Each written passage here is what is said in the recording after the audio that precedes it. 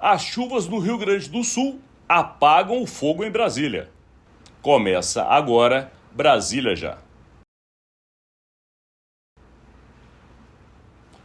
Olá, você que aí nos prestigia diariamente deve ter sentido que ontem houve a nossa ausência, problemas que envolvem questões pessoais acabam às vezes impedindo que a gente venha aqui diariamente fazer o que mais gostamos, que é levar informação para você com análise política de Brasília. E a gente traz hoje uma notícia que também não é boa, porque afinal de contas todo mundo está vendo o que está acontecendo no Rio Grande do Sul. Uma calamidade sem proporções na história daquele estado. Uma enchente que destrói vidas, destrói patrimônio, destrói sonhos. Prejudica não somente o sul do Brasil, mas o Brasil como um todo. Lembrando que o Rio Grande do Sul é um grande produtor de alimentos.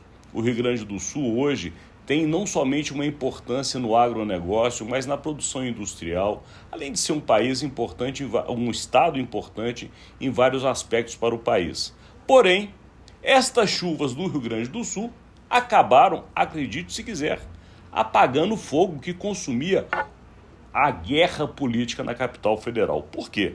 Até a semana passada, vocês se lembram bem, já havia inclusive o problema no Sul, mas também havia prevista uma reunião que acabaria levando a uma votação sobre os chamados vetos presidenciais. E o governo já sabia que ia ser derrotado. Houve uma grande liberação de verbas em emendas parlamentares para tentar acalmar os ânimos. Os presidentes da Câmara, Arthur Lira, do Senado, Rodrigo Pacheco, foram procurados e conversaram com o presidente Lula, tudo numa tentativa de acalmar os ânimos, de diminuir este incêndio que consome Brasília, porque uma guerra entre o executivo e o legislativo acaba levando a disputas muito grandes, com derrotas para o governo e liberação de verbas bilionárias para poder ter uma base ou uma governabilidade. Esse era o cenário.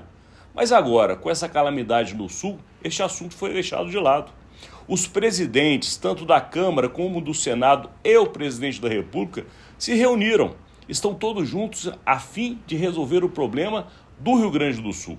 Para isso, inclusive, já fizeram um decreto legislativo, que seria a forma mais rápida para quebrar a burocracia e fazer com que o dinheiro chegue logo aos gaúchos. Isso porque a situação é muito grave e não há notícias que vai melhorar nos próximos dias. Portanto, a remessa de dinheiro, de ajuda humanitária, voluntários, mas também em recursos, é necessária nesse momento. E o governo federal é o dono do caixa. É por aqui, por Brasília, que saem as ajudas que podem ajudar esse triste momento no Rio Grande do Sul. Para isso, os presidentes da Câmara, do Senado e o presidente da República esqueceram as divergências, esqueceram as disputas políticas, esqueceram até as votações previstas, porque, ao que tudo indica, se houver a votação do Congresso, ela vai ficar focada justamente em medidas que ajudem essa situação de calamidade que os gaúchos vivem. Inclusive, parlamentares e senadores já estão agindo, trabalhando diariamente, inclusive nos finais de semana,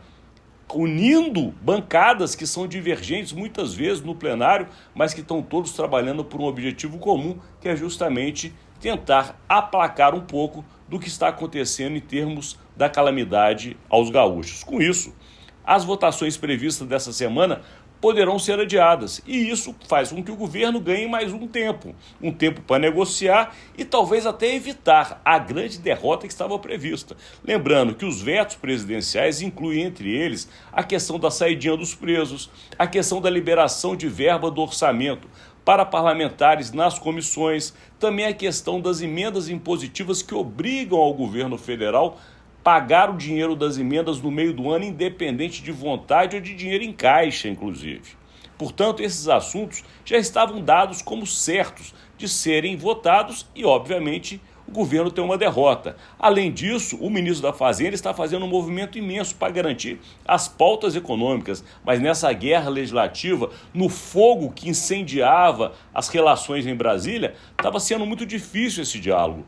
As relações não estavam indo como o governo gostava. E agora, com essa calamidade no Sul, todo mundo deixa de lado as desavenças, as disputas políticas e trabalham por um objetivo comum, que, aliás, é corretíssimo.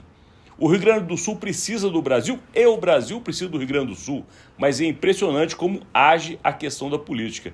Quem era adversário até ontem, quem brigava e xingava até anteontem, hoje estão sentados à mesma mesa, trabalhando por um bem comum. Por quê? A grande preocupação é que o governo não fira a chamada lei de responsabilidade fiscal, porque se ele enviar dinheiro sem ter esta garantia de que está fazendo a coisa certa, ele mais à frente pode ser de alguma maneira responsabilizado. Por isso, não somente a Câmara, o Senado e o governo federal estão envolvidos neste processo, mas também o TCU, Tribunal de Contas da União, e a AGU, Advocacia Geral da União, para que justamente dê o respaldo legal, fiscalizatório, para que tudo possa ocorrer segundo o que o governo e os parlamentares querem, porém sem ferir as regras da fiscalização. Portanto, as chuvas no sul, que são tão terríveis, não somente para eles, mas como para todos nós, em Brasília, no mundo político, apagou o fogo que consumiu o poder. E daqui a gente encerra